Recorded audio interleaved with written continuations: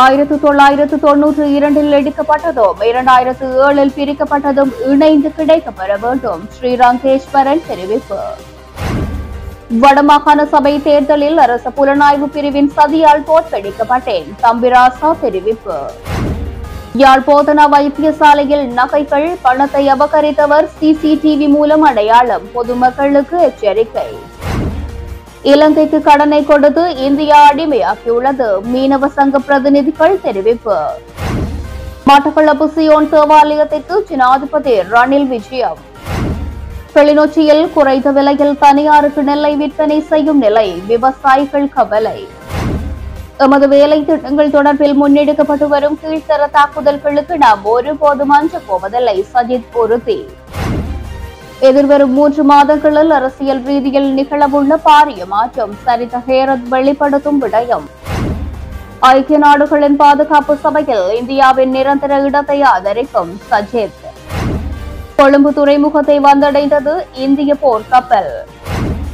ஐநாவின் வெளியக பொறிமுறையை மீண்டும் நிராகரித்த இலங்கை. வெளியான காரணம். தலைமையை விமர்சிக்கும் ஒருவருக்கு எவ்வாறு பாராளுமன்றத்தில் உரையாற்ற கால அவகாசம் வழங்க முடியும்? லக்ஷ்மன் கிரியல்ல கேள்வி. தொடர்பது விரிவான செய்திகள். 1992 எடுக்கப்பட்டதும் 2007 பிரிக்கப்பட்டதும் இணைந்து கிடைக்கப்பெற வேண்டும் என்பதே எமது எதிர்பார்ப்பாக உள்ளதென ஈழமக்கள் ஜனநாயக கட்சியின் ஊடக பேச்சாளர் ஐயாத்துரை ஸ்ரீரங்கேஸ்வரன் தெரிவித்துள்ளார். யாழ் ஊடக அமையத்தில் இன்றைய தினம் நடைபெற்ற ஊடக சந்திப்பின் போது ஜனாதிபதி தேர்தலில் போட்டியிடும் சஜித் பிரேமதாசும் போலீஸ் அதிகாரம் மற்றும் காணி அதிகாரங்களை தருவதாக கூறியிருப்பதாக செய்திகள் வெளியாகியுள்ளன. இது தொடர்பில் தங்களின் கருத்து என்ன என ஊடகவியலாளர்கள் எழுப்பிய கேள்விக்கு பதிலளிக்கையிலேயே அவர் இவ்வாறு தெரிவித்திருந்தார். இந்திய இலங்கை ஒப்பந்தத்தில் கொண்டுவரப்பட்ட 13வது திருத்தத்தில் காணி போலீஸ் அதிகாரங்கள் உள்ளடக்கப்பட்டிருந்தன. 1992ஆம் ஆண்டு ரணசிங்க பிரேமதாச அவர்களுடைய நினைக்கிற அந்த ஆட்சி காலங்களிலே இந்த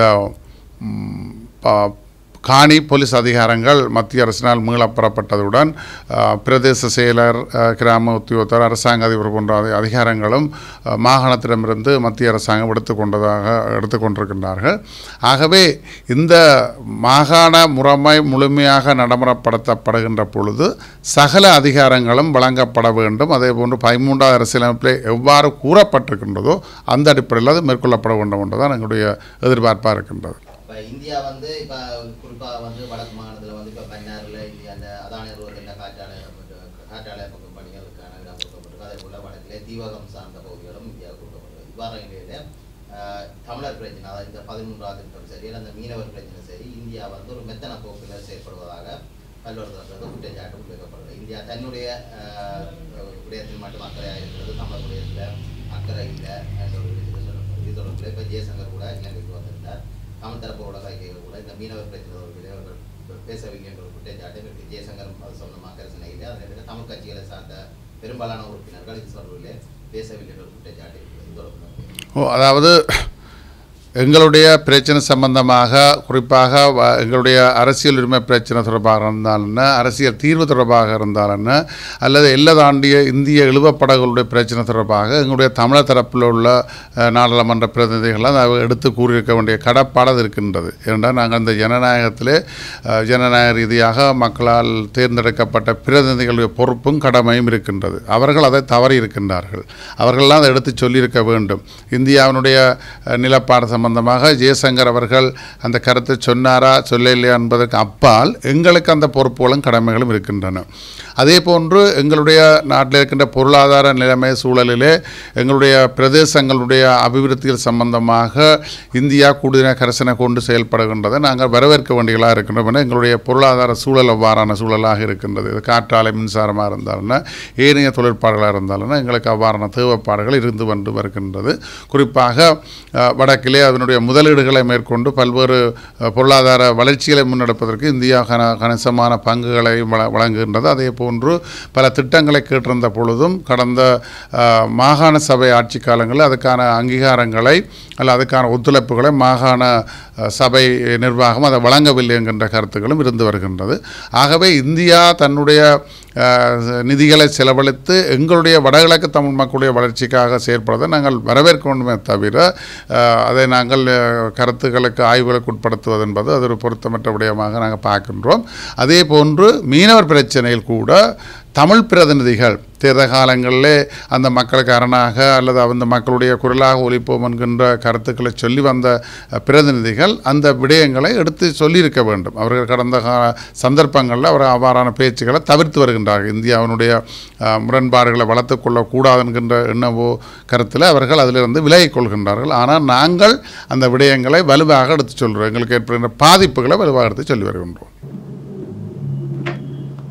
யாழ்ப்பாணம் போதனா வைத்தியசாலையில் நோயாளி ஒருவரிடம் சகஜமாக கதைத்து அவருடைய மோதிரம், சிறுதொகை பணம் மற்றும் கைப்பை போன்றனவற்றை களவாடி சென்ற நபர் கண்காணிப்பு கேமராவின் மூலம் அடையாளம் காணப்பட்டுள்ளார் என தெரிவித்த வைத்தியசாலை பணிப்பாளர் குறித்த நபர் தொடர்பாக விவரம் தெரிந்தால் யாழ்ப்பாணம் போலீசாருக்கோ வைத்தியசாலை நிர்வாகத்துக்கோ தெரிவிக்குமாறு அறிவித்துள்ளார்.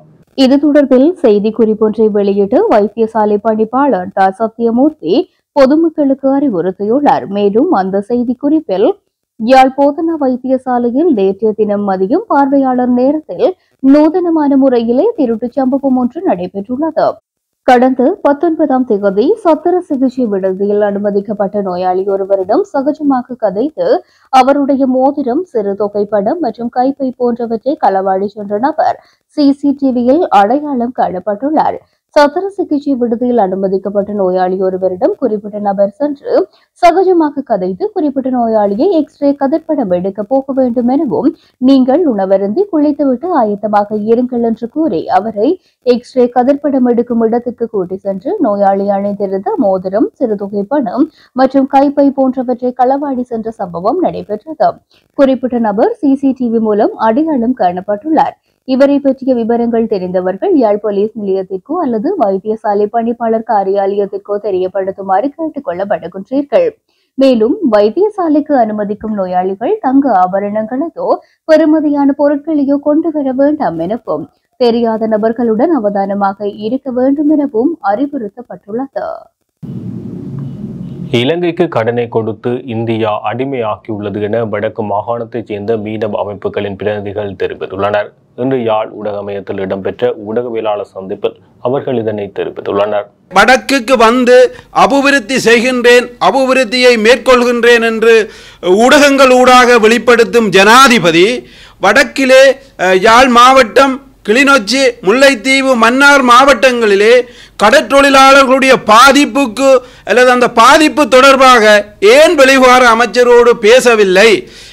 பேசாமல் இருந்து வடக்குக்கு வந்து ஜனாதிபதி எங்களுக்கு அபிவிருத்தி வேண்டாம், ஜனாதிபதி ரணில் விக்ரமசிங்கே அவர்களே எங்களுக்கு அபிவிருத்தி வேண்டாம், எங்களுடைய கடலும் எங்களுடைய வாழ்வாதாரமும் அதிலே காப்பாற்றப்பட வேண்டும், அதனை இனியாவது பிரதமர் அதாவது இந்திய பிரதமர் வரும்போதாவது பேசி எங்களுக்கு ஒரு சுமூகமான தீர்வை எட்ட வேண்டும். நாங்கள் தொடர்ந்து குரலை எழுப்பிக் கொண்டு வருகின்றோம், ஒரு சமூகமாக இந்த பிரச்சனையை தீர்க்க வேண்டும், தீர்வு எட்ட வேண்டும் என்று, அதனை செவிசாய்க்க வேண்டும் என்ற ஒரு கோரிக்கையும், இரண்டாவது விடயமாக இந்த மன்னார் தொடக்கம் தீவகம் வரையான பிரதேசங்களிலே அன்னளவாக 13 16 வரையான தீவுகள் இருக்கின்றன.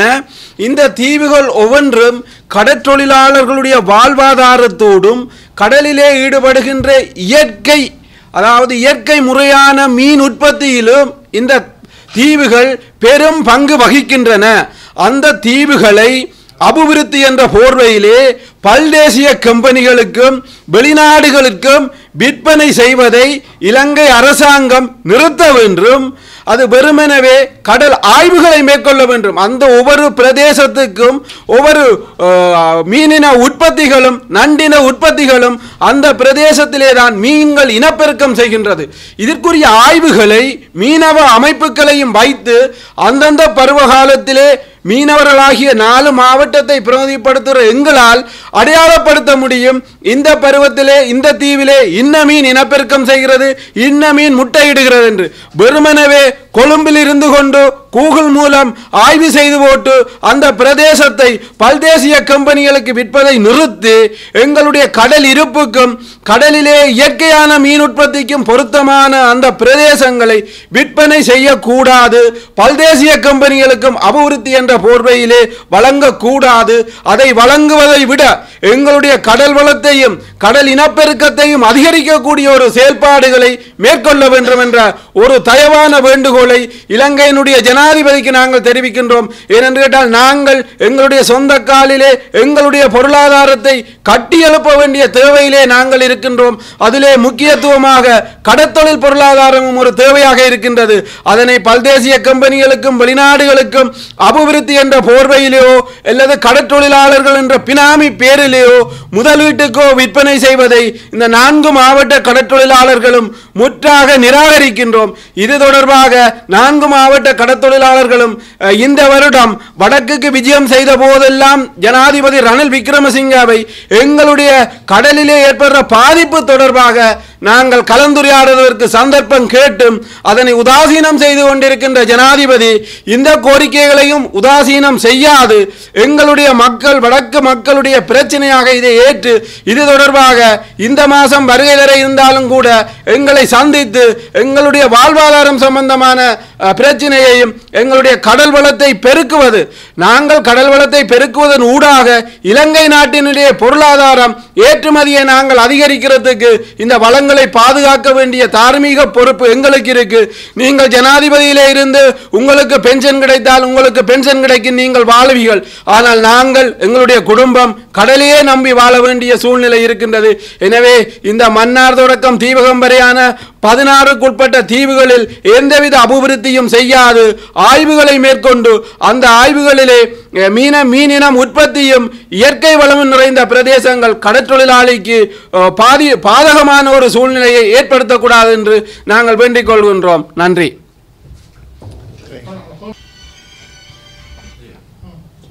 நீங்கள் ஜனாதிபதியை குற்றச்சாட்டுகிறீர்கள். இப்போ எங்களுடைய பிரச்சனை சம்பந்தமாக இந்திய வெளியுறவு சந்திக்கவில்லை, பேசவில்லை என்ற ஒரு குற்றச்சாட்டை முன்வைக்கிறீர்கள். இதே நேரத்தில் இன்னொரு குற்றச்சாட்டு இருக்கிறது. அவர் தமிழ் தரப்புகள் இந்திய வெளியுறவு சந்தித்த போது இந்த மீனவர் தொடர்பில் அதிக கரிசனை செலுத்தவில்லை. இந்த இந்திய எல்லைதாண்டிய மீன்பிடியை கட்டுப்படுத்துமாறு ஜெயசங்கருடன் ஆணித்தரமாக பேசவில்லை என்ற ஒரு குற்றச்சாட்டு முன்வைக்கப்படுறது. இல்லை, அதில் 2 விசமான குற்றச்சாட்டு நாங்கள் இருக்கிறோம். எங்களுடைய வடக்கு மாகாணத்தை பிரதிப்படுத்துகின்ற தமிழ் பாராளுமன்ற உறுப்பினர்கள் வடக்கு கடற்தொழிலாளர் விஷயத்திலே பெரிதாக கரிசனை காட்டவில்லை என்பது உண்மை. இருந்தும் கூட அவர்கள் அப்பப்ப மீனவர்களுடைய அழுத்தத்துக்கு ஆக சில இடங்களில் அதை பேசிக்கொண்டு செல்கிறார்கள். அன்றைய தினமும் கூட ஒரு பாராளுமன்ற உறுப்பினர் இந்த விஷயம் தொடர்பாக பேசினதாகவே சொல்லி சென்றிருக்கின்றார். அதை கட்டாயமாக வலியுறுத்தவில்லை. அது வலியுறுத்தாமல் விட்டது எங்களுக்கு கவலை அளிக்கிற விஷயம். நாங்கள் எல்லாரையும் நம்பி ஏமாந்து இறுதியாக ஜனாதிபதியையும் ஒரு சந்தர்ப்பத்துக்காக நாங்கள் கேட்டுக்கொள்கிறது. அதால தான் ஜனாதிபதியை கடைசியாக கேட்கிறோம். ஜனாதிபதியின் நம்பிக்கை இல்லை என்றால் எதிர்காலத்தில் கடற்தொழிலாளருடைய பிரச்சனை வேறையாக இருக்கும். உதாரணத்துக்கு சொல்கிறோம், ஜனாதிபதிக்கு நாங்கள் பல கோரிக்கைகளை கடிதங்களை இந்த மாதம் 10ஆம் தேதியும் கூட ஜனாதிபதிக்கு கடிதம் அனுப்பி இருக்கிறோம். ஜனாதிபதி எங்களை சந்திக்க இல்லை, செவிசாய்க்க இல்லை என்றால் வடக்கு மாகாண போலீஸ் அதிபருக்கான வேண்டுகோள், ஜனாதிபதி வரும்போது நாங்கள் ஒரு எதிர்ப்பு ஆர்ப்பாட்டத்தை செய்யும் போது எங்களை கைது செய்யக்கூடாது. அண்மையில் ராமேஸ்வர மீனவ சமாச தலைவர் அவர்களின் கருத்து, ஜேசுராஜ் என்பவரின் கருத்து, இந்திய மீனவர்கள் இலங்கை கடல் எல்லையை தாண்டுவது தவிர்க்க முடியாதது என்ற ஒரு கருத்தை பதிவிட்டிருந்தார். அந்த பதிவு பலரால் பலமாறு பார்க்கப்பட்டாலும் எம்மால் ஒரு விடயத்தை மட்டும் அது புரிந்து கொள்ளக்கூடியதாக இருக்கின்றது. இந்திய மீனவர்கள் எல்லை தாண்டுவார்கள், அதை உங்களால் ஒன்றும் செய்துவிட முடியாது என்பதையும் மீனவர்களுக்கு மாத்திரமல்ல இந்த இலங்கை அரசாங்கத்துக்கும் இலங்கை கடற்படைக்குமான ஒரு அறைகூவலாகவே நாங்கள் பார்க்கின்றோம். குறிப்பாக தொடர்ச்சியாக இந்திய மீனவர்கள் எல்லை தாண்டி வருவதும் அதை கட்டுப்படுத்துமாறு நாங்கள் கோரி நிற்பதும் நீண்ட காலமாகவே நாங்கள் செய்து வருகின்ற ஒரு நடவடிக்கையாக போய்விட்டது. நாங்கள் கடற்படைக்கும் கடற்தொழில் அமைச்சுக்கும் இலங்கை ஜனாதிபதிக்கும் எத்தனையோ மனுக்களை வழங்கியிருந்தோம். கடந்த 11ஆம் தேதி கூட இவர்களின் தடைக்காலம் முடிந்து இந்த மாதம் 15ஆம் தேதி வருவதற்கு முன்னர் அவர்களுக்கான கட்டுப்படுத்தக்கூடிய நடவடிக்கைகள் எடுக்குமாறு கடற்படை தலைமையகத்துக்கு கூட நாங்கள் கடிதங்களை அனுப்பியிருந்தோம். ஆனால் எந்த கடிதத்துக்கும் எந்த பதிலும் இதுவரை கிடைக்கவும் இல்லை. அவ்வாறான தடுக்கும் நடவடிக்கை கூட நடந்ததாக தெரியவில்லை. அண்மையில் கூட அந்த வருகையின் போது ஒரு படகு கைது செய்யப்பட்டிருந்தது. அந்த படகு கைதும் போது கூட அங்கிருக்கின்ற மாண்புமிகு முதலமைச்சர் அவர்கள் இந்திய பிரதமருக்கும் இந்திய வெளியுறவுத்துறை அமைச்சருக்கும் கடிதங்களை எழுதுகின்றார். அந்த கைது செய்யப்பட்ட மீனவர்களை உடனடியாக விடுதலை செய்யுமாறும் அந்த படகை விடுவிக்குமாறும் இலங்கை அரசுக்கு அழுத்தம் கொடுக்குமாறு அவர் கோரி வருகின்றார்.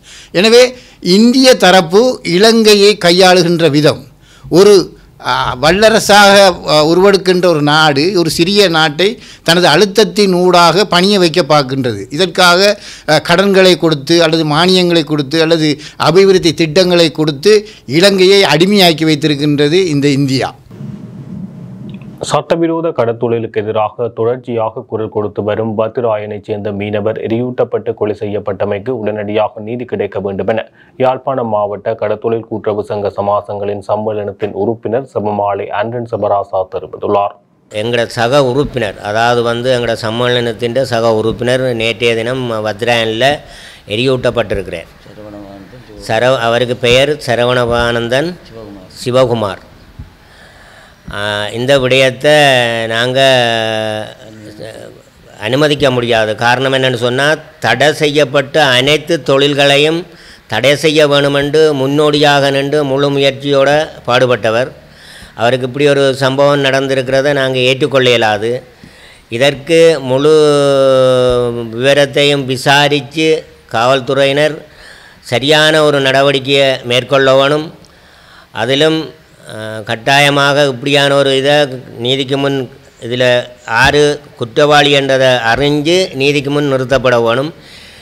இல்லை என்று சொன்னால் நாங்கள் ஜனநாயக ரீதியில் ஒரு போராட்டத்தை மேற்கொள்ள நேரிடும் என்பதை மிகவும் வேதனையுடன் தெரிவித்துக் கொள்கிறேன். உயிர்த்த ஞாயிறு குண்டு தாக்குதலுக்குள்ளான மட்டக்களப்பு சியோன் தேவாலயத்தின் புனரமைப்பு பணிகளை ஆராய ஜனாதிபதி ரணில் விக்ரமசிங்க முற்பகல் விஜயம் செய்துள்ளார். தேவாலயத்திற்கு சென்ற ஜனாதிபதி தேவாலயத்தின் பிரதான போதகர் ரோஷான் மகேசனுடன் கலந்துரையாடினார். தேவாலயத்தின் புனரமைப்பு பணிகள் இதுவரையே நிறைவடையவில்லை என்பது தொடர்பில் கேட்டறிந்த ஜனாதிபதி ரணில் விக்ரமசிங்கே அது குறித்து உடனடியாக ஆராய்ந்து அறிக்கை வழங்குமாறு அதிகாரிகளுக்கு பணிப்புரை விடுத்தார். அத்துடன் தேவாலயத்தின் திருத்த பணிகளை ஜனாதிபதி அலுவலகத்தின் நிதி ஒதுக்கீட்டில் துரிதமாக பூர்த்தி செய்ய நடவடிக்கை எடுக்குமாறு தேசிய பாதுகாப்பு தொடர்பான ஜனாதியின் சிரேஷ்ட ஆலோசகரும் ஜனாதிபதி பணிக்குழாம் பிரதானியுமான சாகல ரத்நாயக்கவுக்கு ஜனாதிபதி பணிப்புரை விடுத்தார். அந்த நடவடிக்கைகளுக்கு இலங்கை ராணுவத்தின் ஆதரவை வழங்குமாறும் ஜனாதிபதி ராணுவ தளபதிக்கு பணிப்புரை விடுத்தார். கிழக்கு மாகாண ஆளுநர் செந்தில் தொண்டமான் ராஜாங்க அமைச்சர் வியாழேந்திரனோ இந்த சந்தர்ப்பத்தில் ஜனாதிபதியுடன் இணைந்து கொண்டனர். அரசாங்கம் உரிய நேரத்தில் நெல்லை கொள்வனவு செய்ய தவறுகின்ற நேரத்தில் அதனை பயன்படுத்தி தனியார் நிறுவனங்கள் மிக குறைந்த விலையில் நெல்லை கொள்வனவு செய்வதால் தமது வாழ்வாதாரம் பாதிக்கப்படுவதாக கிளிநொச்சி விவசாயிகள் தெரிவித்துள்ளனர். கிளிநொச்சி மேற்கு நீர்ப்பாசன திணைக்களத்தின் கீழ் உள்ள குடமுருட்டி குளத்தின் கீழ் 340 ஏக்கர் நிலப்பரப்பில் சிறுபோக்கு நெற்செய்கை மேற்கொண்ட நிலையில் தற்போது அறுவடை ஆரம்பிக்கப்பட்டிருக்கின்றது. அறுவடை ஆரம்பிக்கப்பட்ட நிலையில் விவசாயிகள் அரசாங்கம் நெல்லை கொள்வனவு செய்யாமையினால் தனியாருக்கு குறைந்த விலையில் விற்பனை செய்ய வேண்டிய நிலை உள்ளதாக தெரிவிக்கின்றனர். எனவே தமது நெல்லுக்கு நிர்ணய விலையில் அரசாங்கம் கொள்வனவு செய்ய வேண்டும் என விவசாயிகள் கோரிக்கை விடுத்துள்ளனர். போதிய அளவு விளைச்சல் குறைவாக காணப்படுவதாகவும் தற்போது ஒரு மூடை 6500 ரூபாய்க்கு விற்பனை செய்ய முடிவதாக விவசாயிகள் தெரிவிக்கின்றனர். மக்களுக்கு நலன் பயக்கும் பிரபஞ்சம் மற்றும் மூச்சு ஆகிய புண்ணிய திட்டங்களுக்கு சேறு பூசி அதனை எதிர்த்து முன்னெடுக்கப்பட்டு வரும் கீழ்த்தரமான தாக்குதல்களுக்கு தாம் ஒருபோதும் அஞ்சப் போவதில்லை என எதிர்க்கட்சித் தலைவர் சையத் பிரேமதாசா தெரிவித்துள்ளார். இது தொடர்பில் அவர் மேலும் தெரிவிக்கையில், டொலர்களுக்கும் வரப்பிரசாதங்களுக்கும் சலுகைகளுக்கும் அவர்கள் அவர்களது கொள்கைகளை காட்டிக் கொடுத்துள்ளனர்.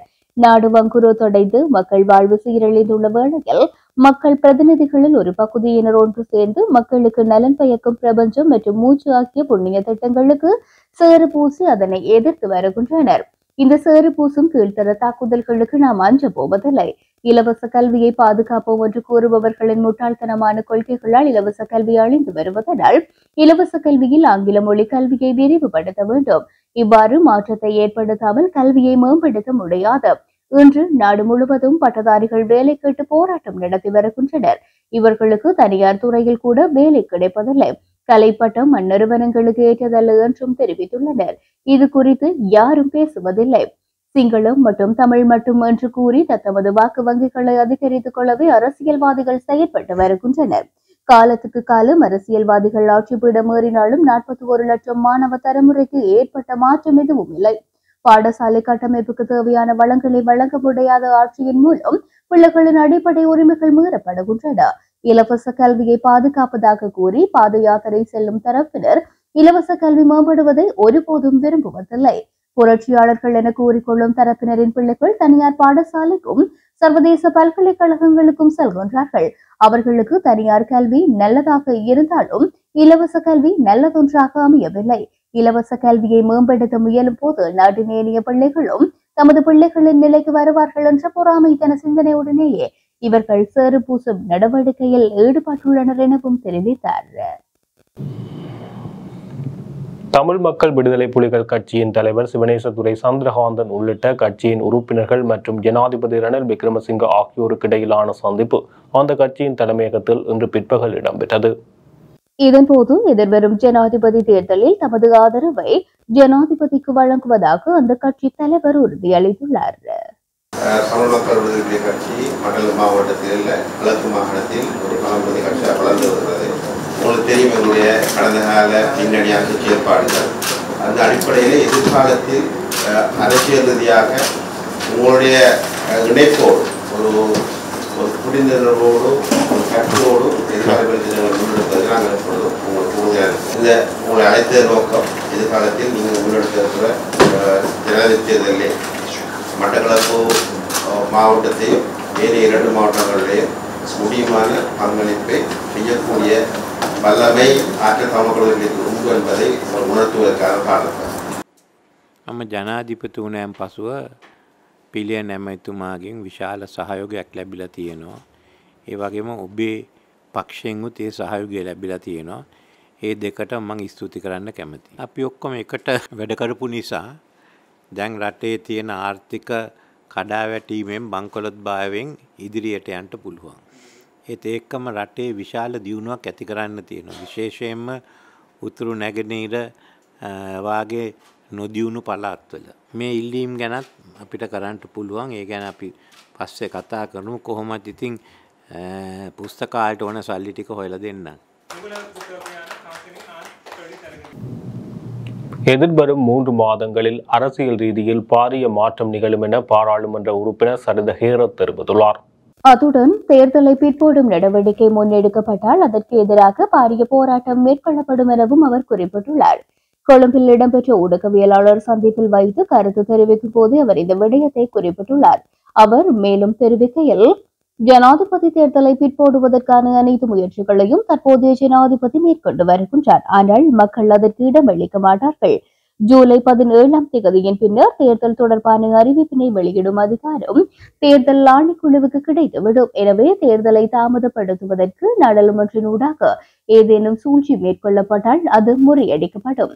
நடைபெறவுள்ள ஜனாதிபதி தேர்தலுடன் இந்த நாட்டில் ஆட்சி மாற்றம் ஏற்படும். எதிர்வரும் 3 மாதங்களில் அரசியல் ரீதியில் பாரிய மாற்றம் நிகழும் எனவும் சுட்டிக்காட்டினார். ஐக்கிய நாடுகள் பாதுகாப்பு சபையின் நிரந்தர இடத்தை பெறும் இந்தியாவின் முயற்சிக்கு தமது கட்சி ஆதரவு அளிப்பதாக எதிர்க்கட்சி தலைவர் சயித் பிரேமதாசா தெரிவித்துள்ளார். கடந்த வியாழக்கிழமை அன்று இந்திய வெளியுறவுத்துறை அமைச்சர் எஸ் ஜெய்சங்கரை சந்தித்த போது இந்த ஆதரவை தாம் வெளியிட்டதாக அவர் குறிப்பிட்டுள்ளார். ஐக்கிய நாடுகளின் பாதுகாப்பு சபையில் நிரந்தர இடம் பெறுவதற்கான முயற்சியில் இந்தியா 1990ஆம் ஆண்டு முதல் ஈடுபட்டு வருகின்றது.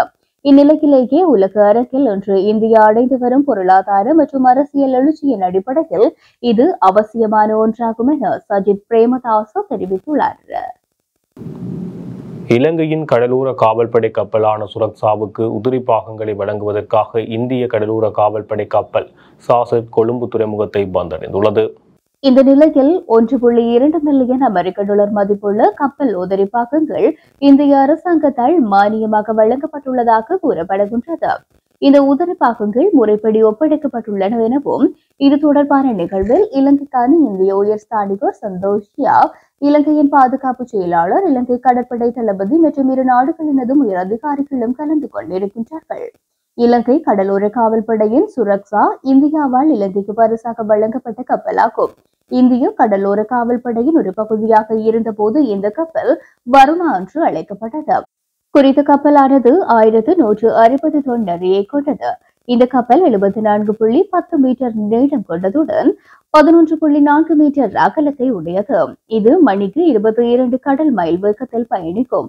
இந்த கப்பலில் 14 அதிகாரிகள் மற்றும் 86 பணியாளர்கள் பணியாற்றுகின்றனர். ஐக்கிய நாடுகள் மனித உரிமை பேரவையின் தீர்மானத்தின் மூலம் உருவாக்கப்பட்ட ஆதாரங்களை சேகரிக்கும் வெளியக பொறிமுறையை இலங்கை மீண்டும் நிராகரித்துள்ளது.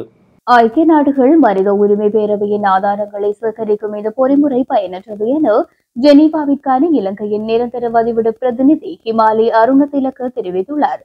ஐக்கிய நாடுகள் மனித உரிமை பேரவையின் தீர்மானத்தின் மூலம் உருவாக்கப்பட்ட ஆதாரங்களை சேகரிக்கும் வெளியக பொறிமுறை இலங்கையில் சமூகங்களை பிரிக்கவும் துருவமயப்படுத்தவும் மாத்திரம் உதவும் எனவும் அவர் குறிப்பிட்டுள்ளார். அத்துடன் இந்த பொறிமுறையால் யாருக்கும் எந்த ஒரு குறிப்பிடத்தக்க நன்மைகளும் இல்லை என்பதை சுட்டிக்காட்டிய அவர் உறுப்பு நாடுகளின் வளங்கள் வீணடிக்கப்படுவதாகவும் தெரிவித்தார். உலகெங்கிலும் உள்ள சவாலான மனித உரிமை சூழ்நிலைகளை பாரபட்சமற்ற விதத்திலும் தேர்ந்தெடுக்கப்படாத தன்மை மற்றும் இரட்டை நிலைப்பாடுகளை தவிர்த்தும் ஐநா மதிப்பிட வேண்டும் என அவர் வலியுறுத்தியுள்ளார். இந்த கோட்பாடுகளுக்கு முரணான தன்னிச்சையான செயற்பாடுகளை இலங்கை கடுமையாக எதிர்க்கின்றது எனவும் ஆதாரங்களை சேகரிக்கும் பொறுமுறை என்பது ஐக்கிய நாடுகள் மனித உரிமை பேரவைக்கு உறுப்பு நாடுகள் வழங்கிய ஆணைக்கு முரணானது எனவும் ஹிமாலி அருணதிலக குறிப்பிட்டுள்ளார். மேலும் இந்த நடவடிக்கை ஐக்கிய நாடுகள் மனித உரிமை ஆணையாளர் அலுவலகத்தினை அரசியல் மயப்படுத்தி அதன் மீதான நம்பிக்கைக்கு பாதிப்பை ஏற்படுத்தலாம் எனவும் அவர் எச்சரித்துள்ளமை குறிப்பிடத்தக்கது. கட்சி மீது வழக்கு தொடுத்து தலைமையை விமர்சிக்கும் ஒருவருக்கு எவ்வாறு பாராளுமன்றத்தில் கால அவகாசம் வழங்க முடியும் என எதிர்க்கட்சியின் பிரதம அமைப்பாளரும் கண்டி மாவட்ட பாராளுமன்ற உறுப்பினருமான சட்டத்தரணி லக்ஷ்மன் கிரியல்ல கேள்வி எழுப்பியுள்ளார். சரத் பொன்சேகா கட்சியில் இருந்து நீக்கும் தீர்மானமோ அல்லது அவ்வாறான யோசனையோ எதனையும் எடுக்கவில்லை. இணையதளம் ஒன்றில் வெளியான பொய்யான செய்தியின் அடிப்படையில் கட்சிக்கு எதிராக வழக்கு தாக்கல் செய்துள்ளார். கட்சி தலைவர் தம்மை பேச வேண்டாம் என்று ஒருபோதும் கூறவில்லை என்பதையும் கட்சிக்கு எதிராக வழக்கு தொடுத்தவர் என்ற வகையில் தமக்கு நேரம் ஒதுக்குவது பொருத்தமற்றது என்பதையும் உணர்ந்தே இவ்வாறான முடிவை எடுத்ததாக கிரியல்லோ தெரிவித்தார். சரத் பொன்சேகா பேசுவதற்கு நேரம் ஒதுக்கவில்லை என பாராளுமன்றத்தில் தெரிவித்த குற்றச்சாட்டு தொடர்பிலான விசாரணையில் கிரியல்லோ மேற்கண்டவாறு தெரிவித்தார். இத்துடன் ஜெஃப்னா கேலரியின் இரவு நேர பிரதான செய்திகள் நிறைவு பெறுகின்றது. மேலும் செய்திகளை அறிந்து கொள்ள எமது இணையதள பக்கமான www.jeffnagallery.lk என்ற இணையதளத்துடன் இணைந்திருங்கள்.